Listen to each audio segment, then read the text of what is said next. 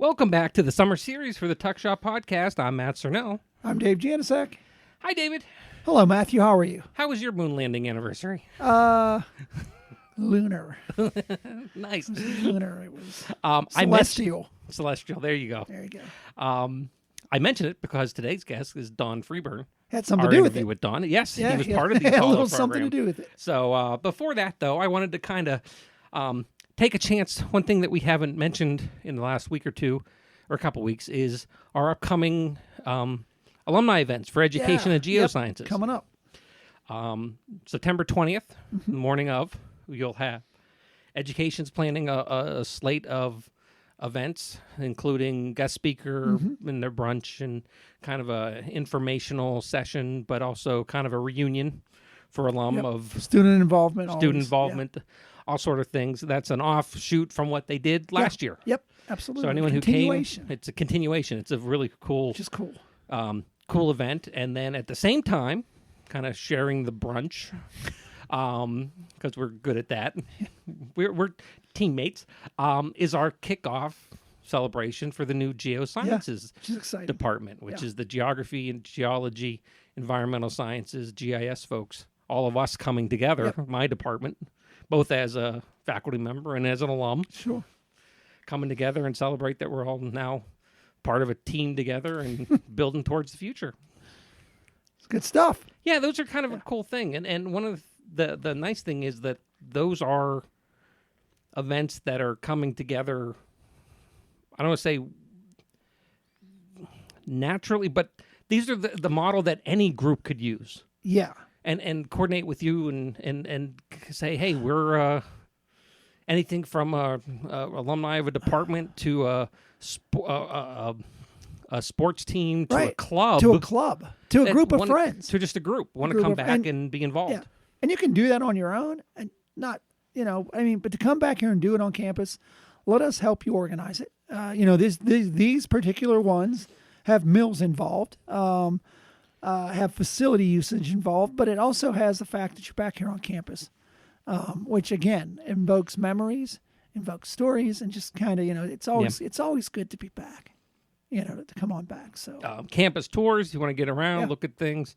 All these are out there, but I just kind of want to keep swag. We always throw in a little bit of swag. Always get something. Some alumni swag for you there. I'm real excited about our event coming up, and hopefully to see a bunch of folks. Yeah, and it's always really, really exciting. Kind of excited to see the ones that have come to the last ones, and then the new people. Kind of equally excited. They always build. Yeah, you get to see people. More people. I remember you from people the 50s. Saying, "Hey, I missed it," or "I didn't know about it." Sometimes it's just conflict of scheduling. And part of the thing that might be is important is that from the concept of how do we communicate with people, it's as many things as we possibly can. Yes, it's email. Yes, it might be a phone call. But it's also the social media stuff that you're doing, the Facebook, the LinkedIn, this podcast. Yeah. But a lot of it, frankly, we need to rely on all of you out there listening to share these things. Share. If you see a Facebook page, hit that share button. Yeah. If you see the LinkedIn thing pop up from David, share that. Right. Share this podcast because sometimes people, and it's natural, in their excitement, a new job and they move, they get married and change their name. They don't typically think, I just got married, I'm super excited. Let me call up David and tell them my name has changed and I'm now living at this address. It doesn't always and you can make still go, it to us. You can go the traditional way and go to the PIP website, update it that way. But the important thing, Matt, you're right. It's, oftentimes, like, the down part of this, the job is when someone says, I don't get anything, or I don't know what's going on, or I missed a reunion, or I missed a geoscience, or I missed the education thing. And I don't want to be like the smart guy, but I normally ask, have you updated your information? And then there's this like pause. Yeah. And then I'm like, I'm not blaming you, but we can't send you stuff if we don't know where you are and we don't know you exist. So there's a level of stalking that we can do, and there's a level that we can't do. Absolutely, right. There's legalities to certain things. But the big thing is, email. We're getting further and further away from print media. It's cost prohibitive at many points. It's it's just much quicker, much easier to do this. Let's send an email, let's send a text, let's like and share. Mailing and even the is- mailing addresses aren't necessarily, like I said, you move and you're excited and it's busy and you don't think about, let me fill out a card and send absolutely. it to. I don't. Yeah. You don't. Yeah. For those of you who heard that, it's a diet. I'm enjoying today a Best Yet Diet White Birch Beer. Is that an endorsement? Is do we have a sponsor well, no, I here? just like what are we opening maybe here we during have- the show? It's yeah. summer, you never quite know, but no, Yeah, it's a Bilo brand you just, Diet White Birch Beer soda. I thought maybe we got a endorsement. I don't know. That would about. be great. If anyone wants to sponsor the show, reach out to me as well, because we can make that work. Let me go back to an endorsement story. So I know I keep going back to the media reunion we had beginning of summer. So Mark Bursick was telling me a story that it'd be great to get him on here and talk more maybe in the fall.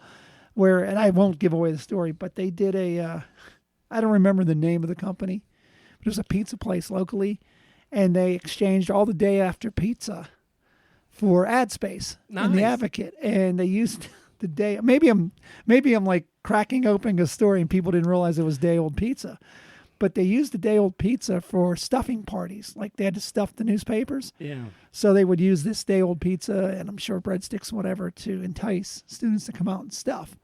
But it was interesting. His endorsement was they gave him free ad space as long as they gave him free pizza Nice. to bring people out. So there you go. Brought We, to you by That's what is it? Best Yet brand Diet White Birch Beer. That's what I got in my office here. All right. Anyway, I mentioned the Apollo and Don Freeburn.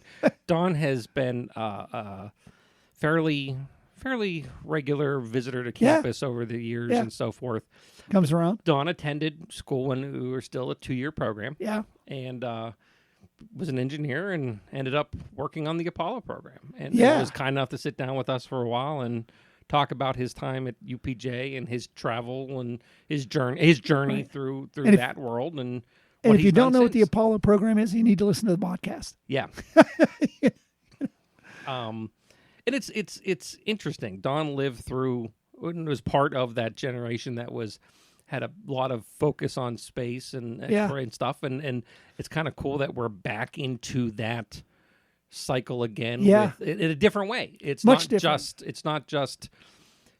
it's the same concept. It's just different between global superpowers, the United States and the Soviet Union, going against each other. It's now Companies. and Bidding for- egos yeah. and who but it's the same motivation. I'm going to be Yeah. better than you and I'm Wasn't going to that do the it. goal, though? Yeah. I mean, if you remember, again, I remember I was, a youngster during the fledgling Apollo program, but, they would always tell you, you'd scratch your head and say, even as a little kid, what's this all about? And you knew what it was about. It was about space travel. Yeah.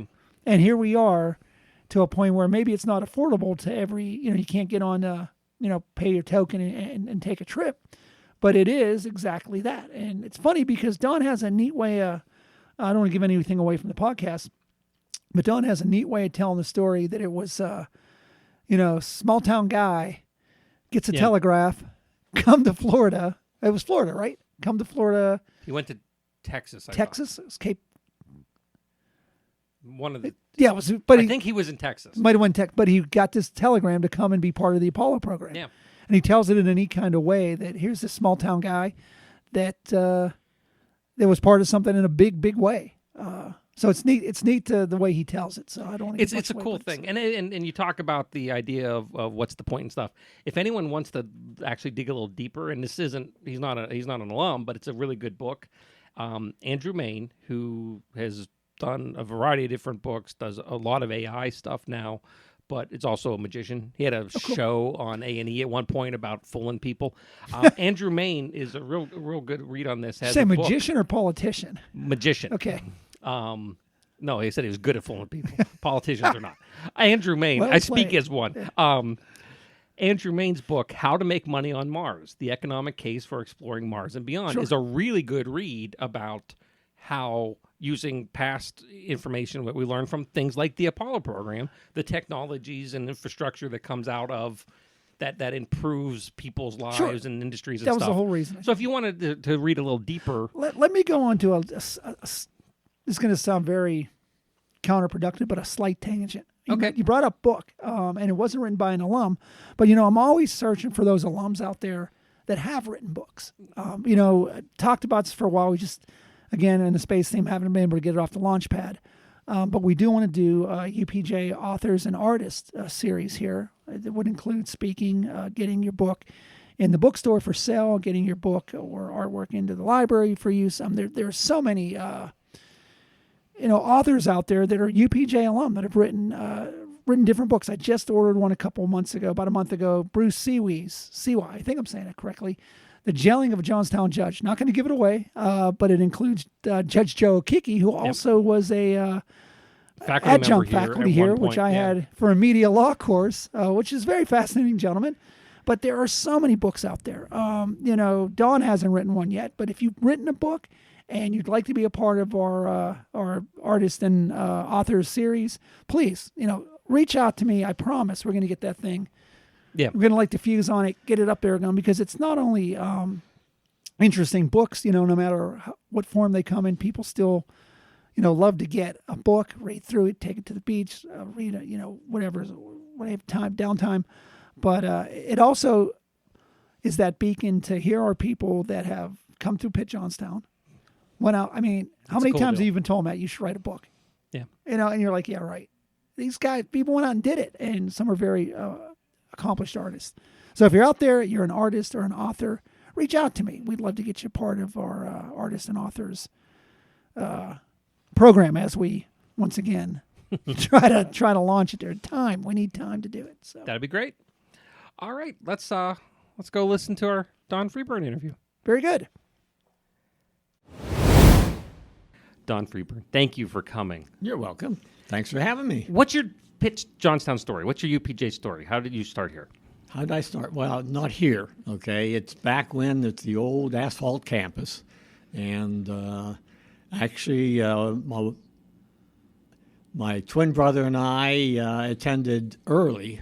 We were still in high school, completing the last year in high school at Johnstown High. And my father talked, I guess, with the Pitt chancellor at that time, Johnstown chancellor, and they had a program, I guess, identified for early entry. I think there was about 5 or 6, I guess, students, 2 women, and my brother and I think there was a Air Force person, too, coming in back to school and stuff like that was available. And so we came in, I guess it was April, when the trimester system started. We were still in high school, and every teacher that we had, except one, the English teacher, said, hey, you're finished. Don't have to come back to any more classes. You're done. You got a good grade and everything else. Don't have to come back. But the English teacher, Miss Varner, and everybody knew her for hundreds of years, okay? I had older sisters and stepbrothers and stuff like that who had her and that, and every time you went to her class, she said, oh, another Freeburn. But she went back even more than that. But she was notoriously good, though. Very good English teacher. And, of course, my brother and I were both in the honors level of academic at Johnstown, so we were in there with all the rest of the bright students, particularly English class of the women. They could gabble, not without no notes or anything else like that, whereas I would be back there saying, hope the period ends before I could give my speech. And but that summer we came and went for the first, we had no engineering classes. We couldn't start anything until the fall.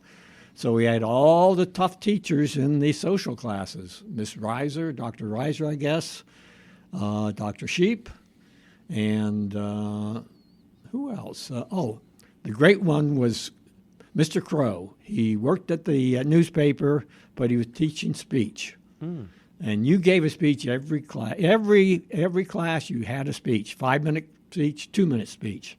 You had to prepare them, different subjects. He didn't want to hear the same thing over and over again from all the students.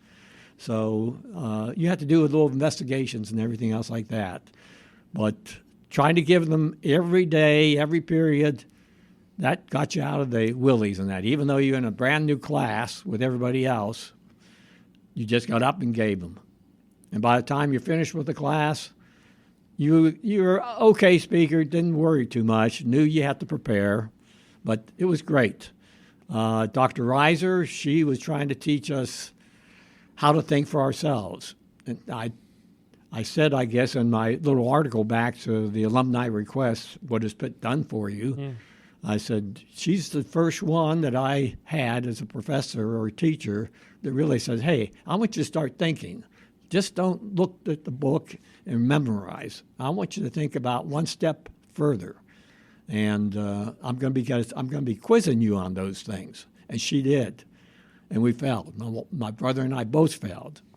We both came back, okay, in a special class, and she says, okay, now I told you in class, but this is what I really meant. And it took a while, but we finally, we're really taught, okay, hey, start thinking about what you're reading in that. Not just what was in the book, but do some reasoning in your mind. There's pros and cons and everything else, and you have to know some of those, not just what's in the book. But like I said, that first term during the summertime was really tough. We also had to take algebra. Mm-hmm. And I was acing the course and then got sick the last week and failed the final. Oh. I know the professor said, Don, what happened to you? I said, I was sick. But I had aced algebra all through high school and everything else, but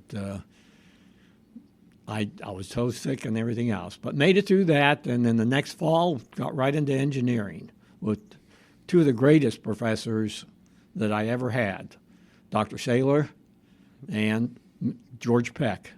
Between the two of them, they taught us all our engineering courses in Pitt, Johnstown.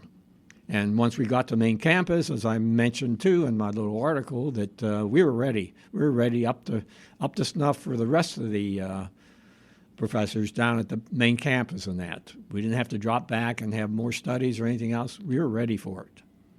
What drew you to engineering? Engineering, a couple of different things I think I identified. Science fiction was taking hold in the 50s. Some movies and everything else like that on TV, and TV had also the,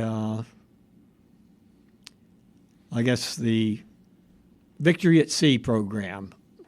Black and white, all of the war films from Germany and particularly the Pacific, where they had the aircraft carriers. Mm-hmm.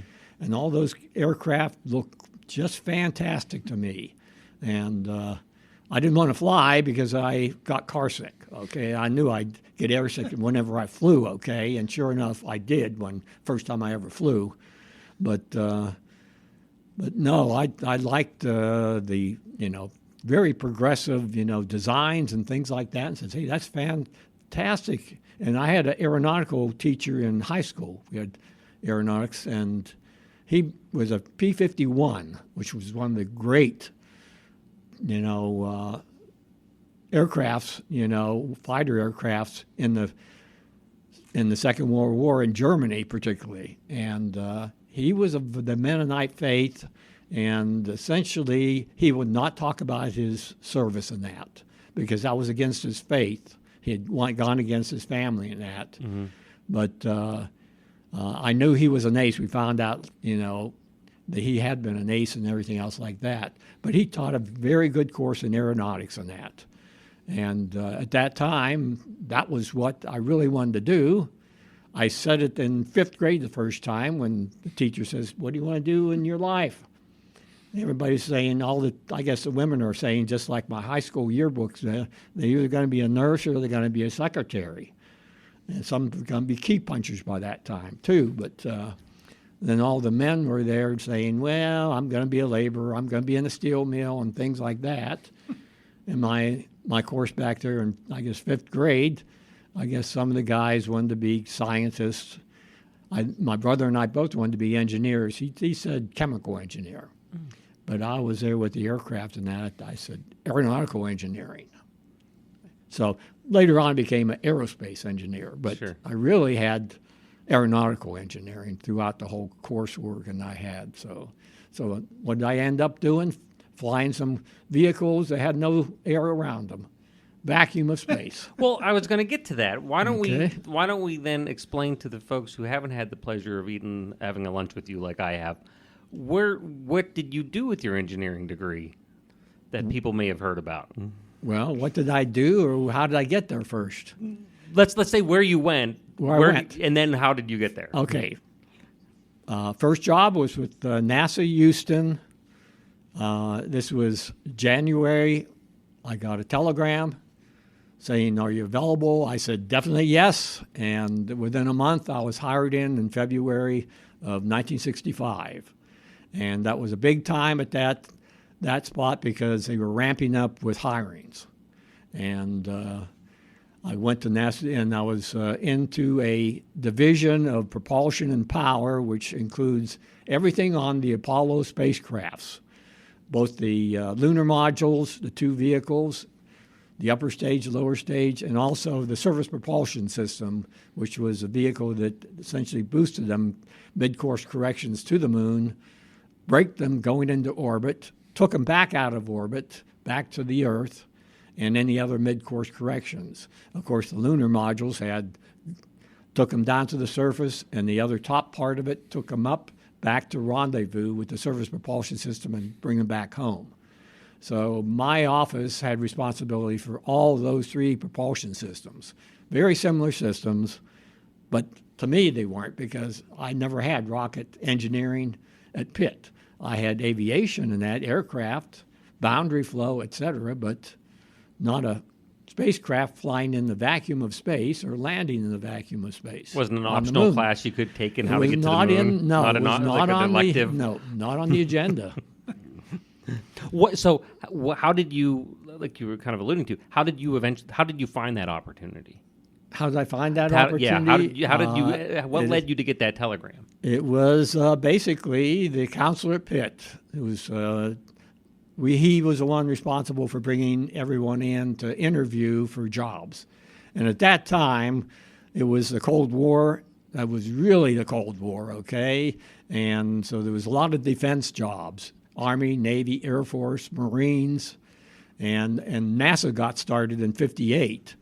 And they were trying to figure out where they were going to. They're supposed to be told in 62 by Kennedy, you're going to get to the moon before the end of the decade and come back safely, with some rocks, hopefully. And but again, he says, hey, you'll get there by 1969, which we did twice, actually, before the end of 69. But to answer the question, how did I get the job? I interviewed every major aerospace company because they had a good job of bringing in the representatives and had interviews. And we had a tough time with classes and everything else, trying to stage them around our classes and that.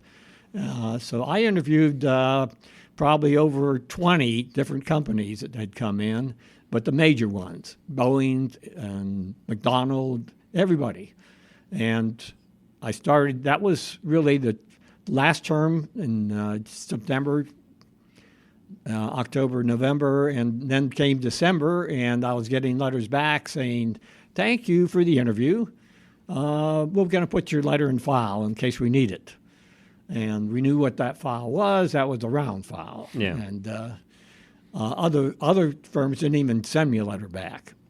I went to the counselor towards, I guess, the start of December, and he said, Don, you should have told me you're a diabetic. Why didn't you, okay? Because they're not going to hire you. You're a type 1 diabetic. I learned that in my first year of college in 62. I'm on insulin.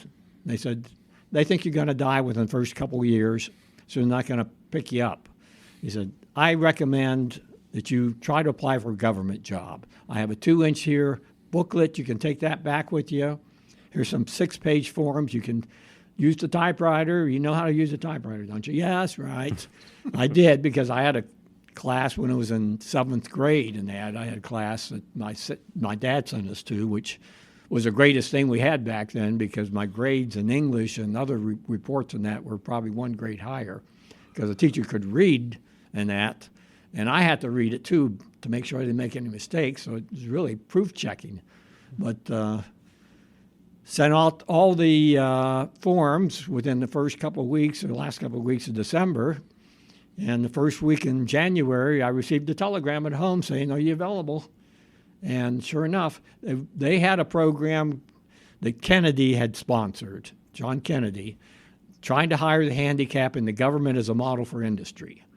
And it was a different type of program at that time than today because it had actually, today's program is goals. If you don't make your goal, well, y'all do better next year. They had actual quotas.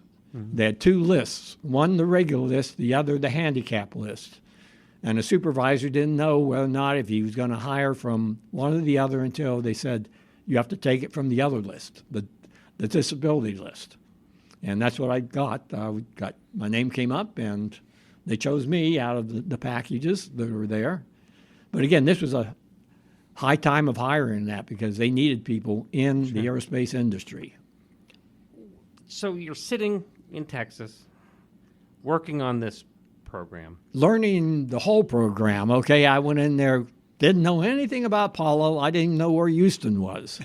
I knew it was in Texas because I rooted for the Houston Texans, or Houston Oilers, I guess, back then. But I didn't know if it was going to be on the coast, inland, or what, okay? And Texas is a big place. Yes. And the first plane flight out of Pittsburgh down to Houston, and, I got sick. I knew I was going to get sick. I had Dramamine, but I still got sick. And but I got there, and first thing was here, your big room, probably about twice of your room right here, with about 8 engineers in a desk to desk to desk. No computers. We all had our slide rules on our desks, all right, because that's the thing we use to calculate anything. The big problem was that they didn't have enough mimeograph machines, enough copiers and that, because everyone wanted data, and you need to have data to understand things. Sure. So I know that was a big problem. You couldn't take things home. Things were classified. And so you had to stay in your office and everything and read, and then lock them up, too. And they had guards roaming out, okay? You didn't take anything that had classified. You left your safe open, they came after you, and you came right back in. Was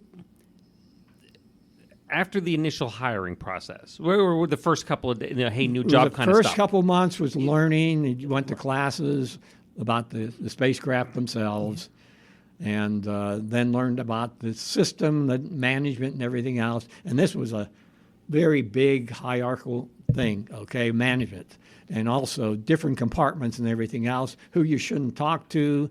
There was a little bit about, it was almost like the military. You don't talk to these people because they're above your grade. Don't talk about this, which was terrible for communications then. Yeah. And, but again, most of the time was learning, okay? They didn't want you to be working on anything, okay, that they weren't going to approve by 2 or 3 layers. What was that? And I guess my question kind of goes along the lines of, during that time, during those initial years, was there a sense that it was going to be such a historical point, not just for aeronautic and space, but also just for the planet as a whole? Or was it like anything else? It just becomes a job. It really became a job. Just okay, like, to me, it's Thursday, man. I can't wait till Friday. I thought back on that too. When I was writing that one article, and no, we were here. We knew what the mission was: get there by the end of the decade, and but how? I wasn't privy to all the big schedules. They were about 3 layers up from me in another office, and that where you had all the schedules for all systems and everything else that had to work together, not only at Johnson Spacecraft Center, but Marshall had the assignment of the big booster, the Saturn boosters, and that, 2 or 3 of them there. And so, you didn't get the big picture. Again, there was a lack of data. We didn't have faxes. Nobody had faxes, okay, at the time, but then they later got those. Copiers and that you couldn't use unless you had a reason for that. So it's really hard to see the whole picture and everything else as a person my level in that, entry level. I had a number of other people in the office who already had 10, maybe 15 years experience with the Army, Navy, and stuff like that, where they pulled them out first as engineers and that. So they had run through some of these programs, running through with the contractors' schedules and everything else like that. Of course, the contractors are off-site, and you had to go out to California or down to the Cape or up to New York, Bethpage, Grumman, where they were building the spacecraft. First year, you didn't get to go anywhere, all right? So you didn't learn, you didn't talk to contractors unless they came by, and usually you weren't the one talking to them. So the first one was just learning the whole system. You've talked about education, even beyond just learning the system. What was through the years? Because how long did you end up then working for NASA? I worked 13 years for NASA, Apollo program, the Apollo Skylab program, 3 missions there with the Apollo Surface Propulsion System. The one mission with the Soviets, joining up with the Soviet vehicle, shaking hands, going back. Yeah. And then the last one was with the space shuttle. And I left before 2 years before the space shuttle flew the first time.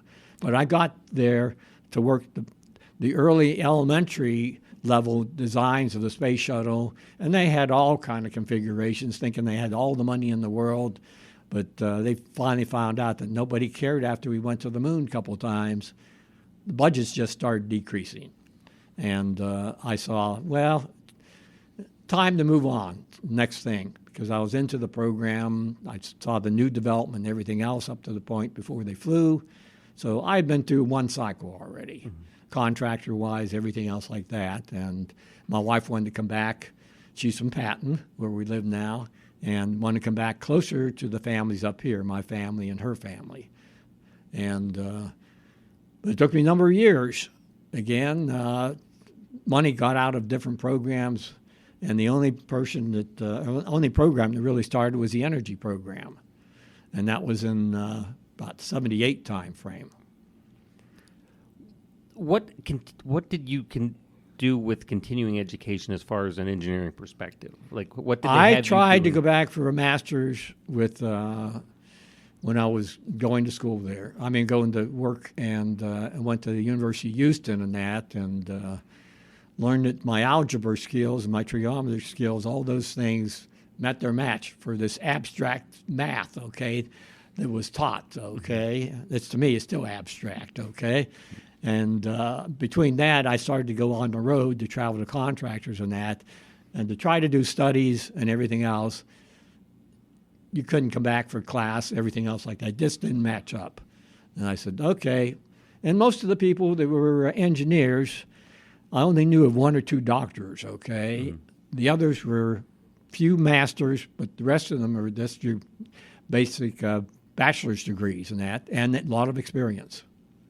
I guess the experience, because really when you do think about it, what class are you going to go to that helps you? We still don't offer a class here in the curriculum that is very vast here at UPJ, but doesn't include anything how to land on the moon. The individuals who had co-op, though, came in and co-op in our office, and that went back to school for a term or 2, and then came back in for another co-op session and that. I think they had the good practical experience, and that's the way for that type of program and everything else. If you get some practical experience, what are they really doing out there? And go back and do your studies and everything else and learn how it's applied and that, and come back again, back and forth. It took them a year longer, 2 years longer in that to get their degrees in that, but they were more rounded, okay, and they'd already started, so they moved up faster. That's one of the questions I like asking when we do these interviews is if you could go down now and grab a group of students someplace and tell them, this is the thing that be a difference. At least one term, if not 2, at least 2 terms or something like that with an industry. Do a variety of industries or something like that, and understand, where's it going to be, used. Because most of the stuff you learn, you don't use. And then you have to, learn by practical experience or go, review, science and everything. One thing, I didn't have enough science, okay? I realized that, about the 2nd or 3rd year, and everybody was talking about this and that material and that kind of stuff. And I had one material, metallurgical course. It didn't really apply to the stuff that I was doing, so. Makes sense.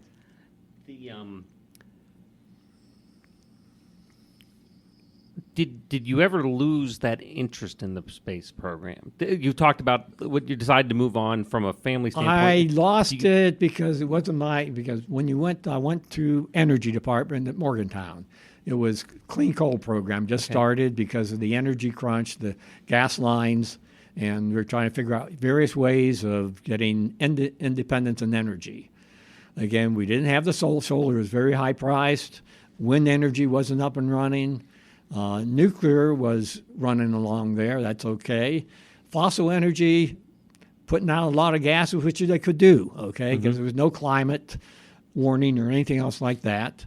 Natural gas was, no, you couldn't drill anymore because we didn't think we had enough. We didn't have the techniques to do that yet. Fracturing and horizontal pipes and stuff like that, mining. And so we really had an energy crunch. It was oil and coal. So big program on coal, change coal into liquids, okay, gas and fuels. And the center director told me at Morgantown, he said, I didn't pick you because you knew anything about coal. You came from the Space Department, okay? But you know contracting, and we had $2 million last year, and this year we're going to have $200 million come in the door, and we got to get it out on time. So that's why I picked you, because you had contracting skills with the government. So I didn't get hired because engineering skills, space skills, but basically because I knew contracting. The next job 6 years later, I got hired because I knew fossil energy, being 6 years into fossil energy. With, so those are kind of, unique things you say, look back on and say, well, as an engineer, how did I get hired? I've sent out a number of, interviews for interviews and everything else, but kind of can see how they string they together. They weren't the thing. So yeah, when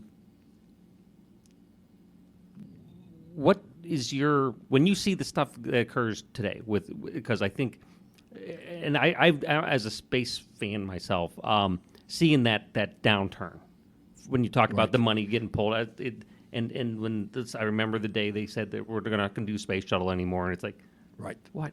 We do seem now to see this resurgence of interest in space. There has been for a couple of years because they promoted the Artemis program, the next coming back to the moon, with astronauts.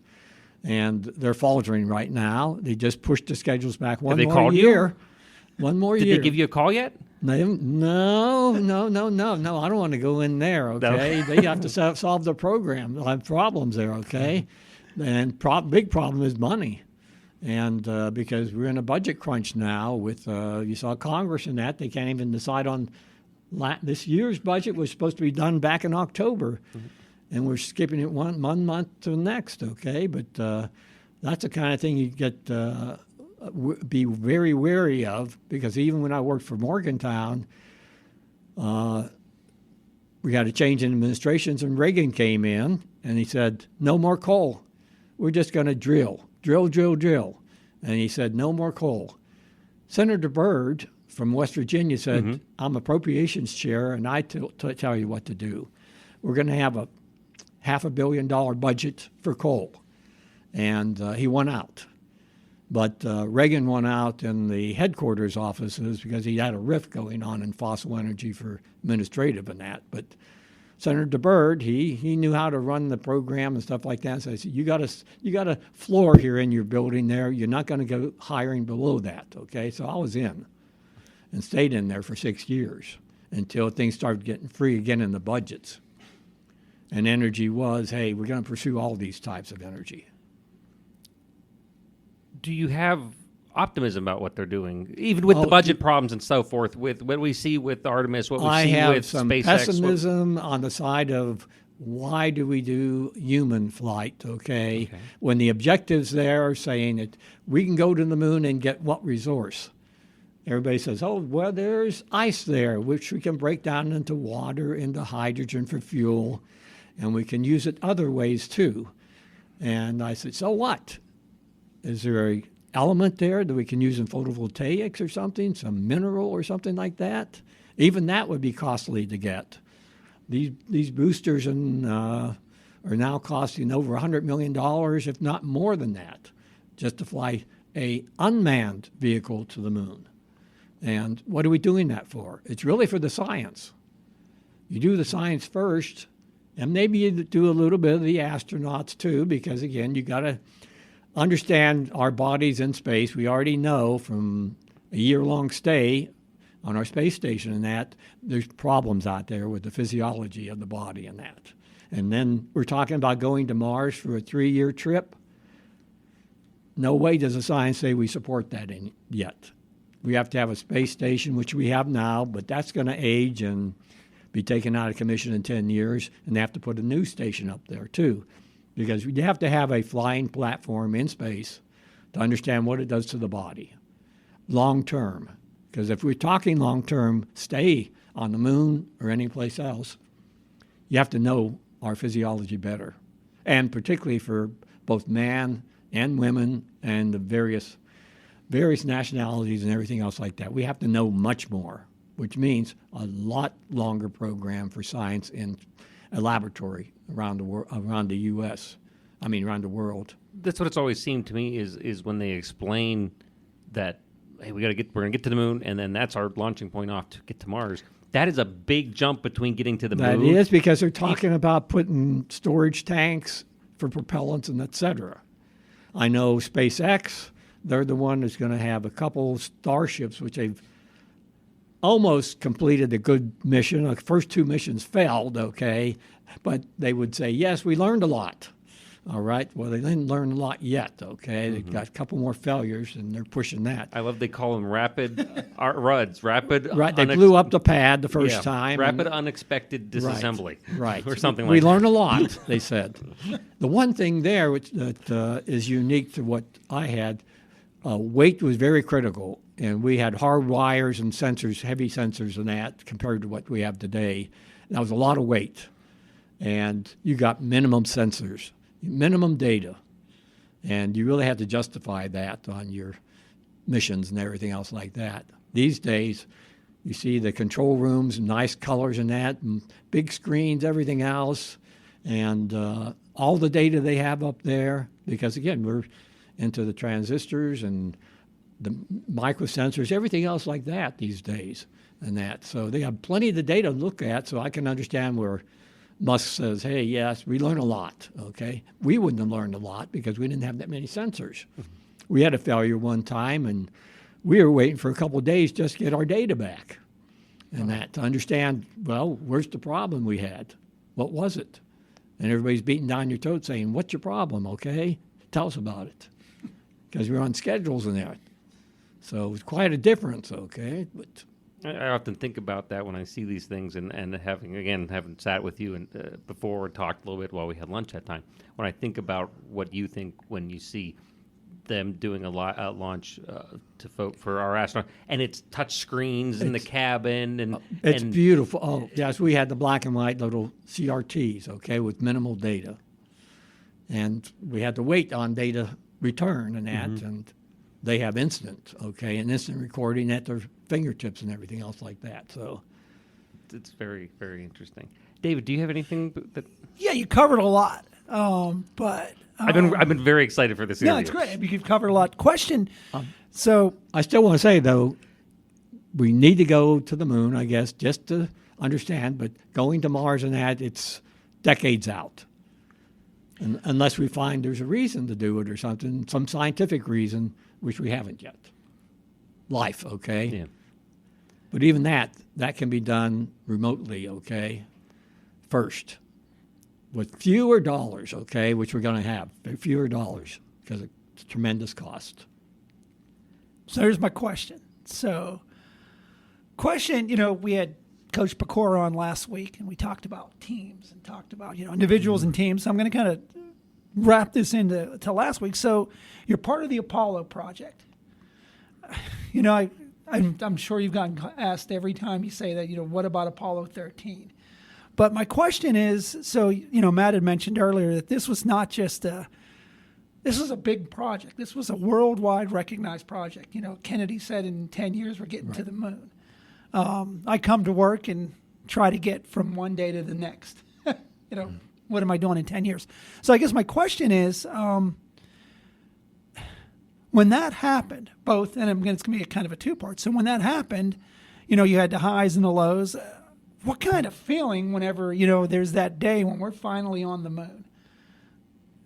I mean, I know you're an engineer, you're a part of a team, but how does that relate? Well, we were kind of looking over our shoulders saying, what's next, okay? Is somebody going to start cutting us back? Because we knew, we were talking about it, saying public loses interest fast, and they did. Yeah.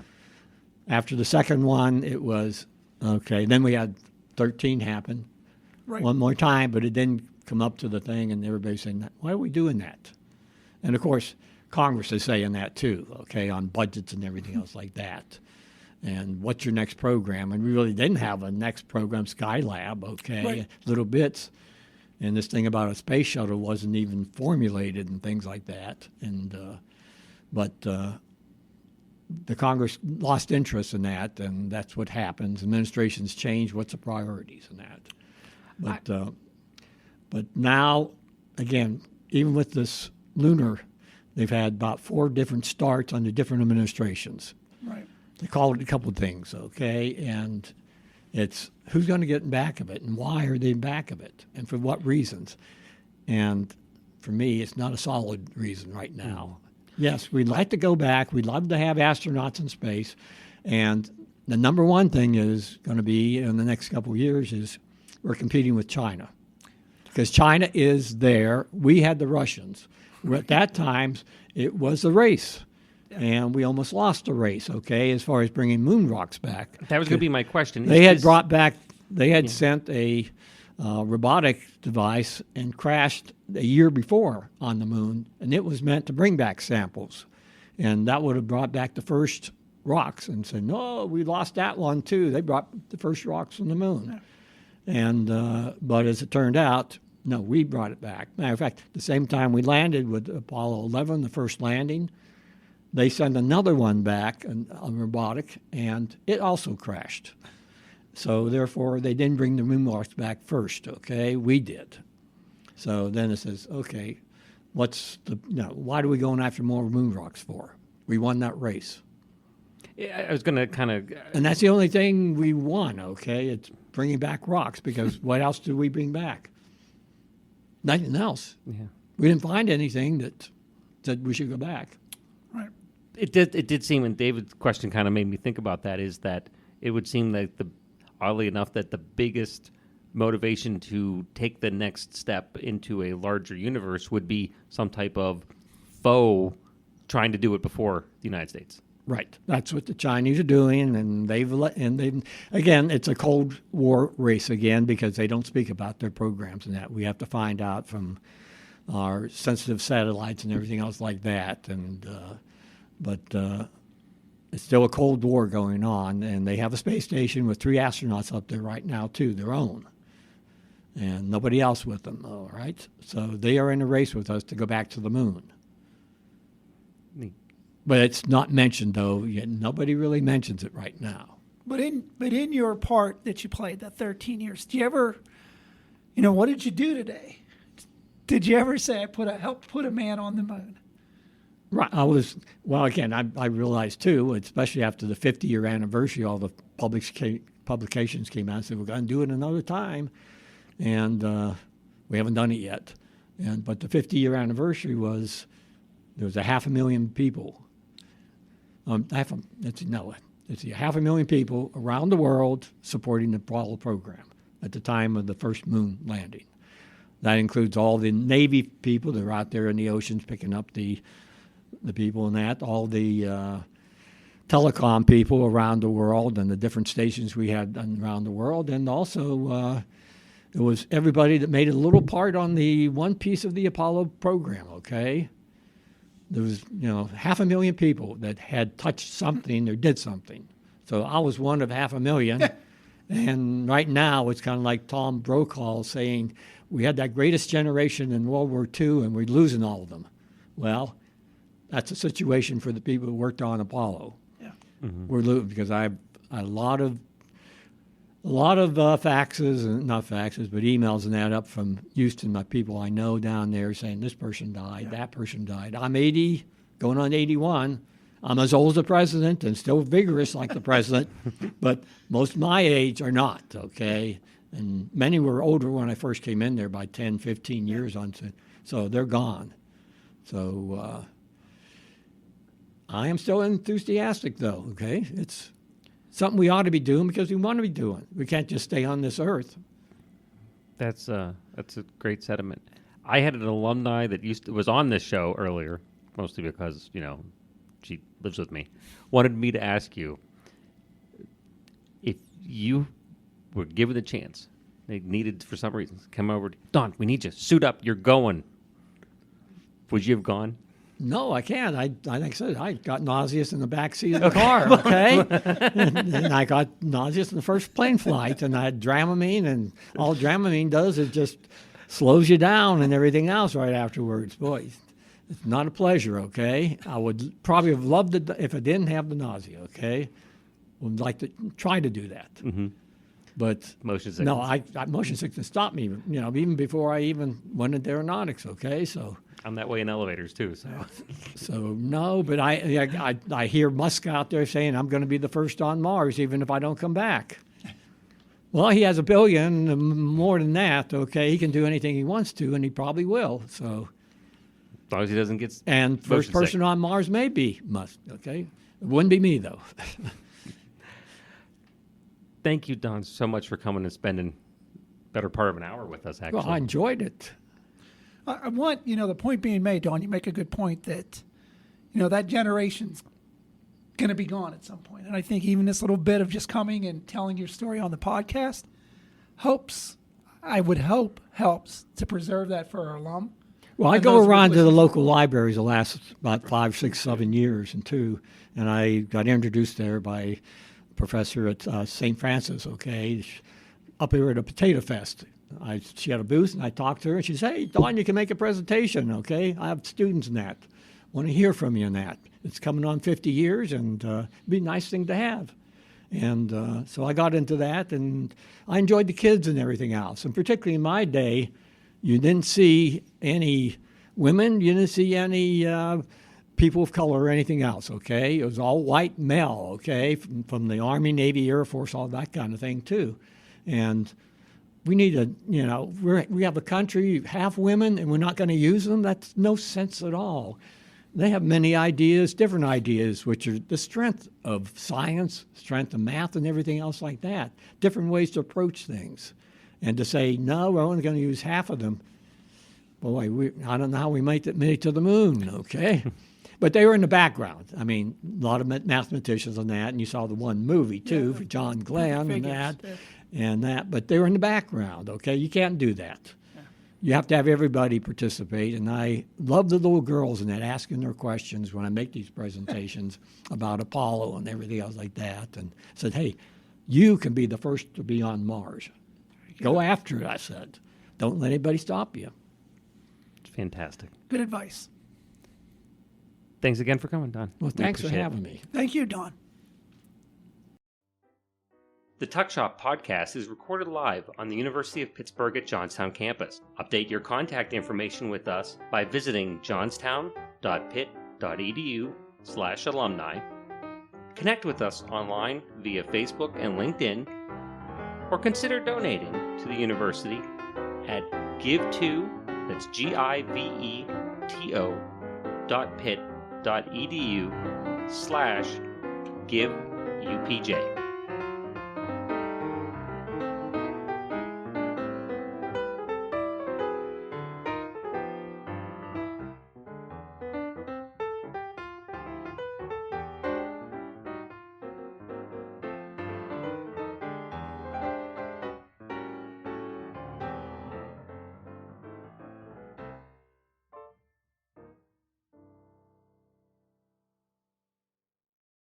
This has been a production of Quantum Wave Media. Views expressed do not necessarily reflect the opinion of the University of Pittsburgh at Johnstown.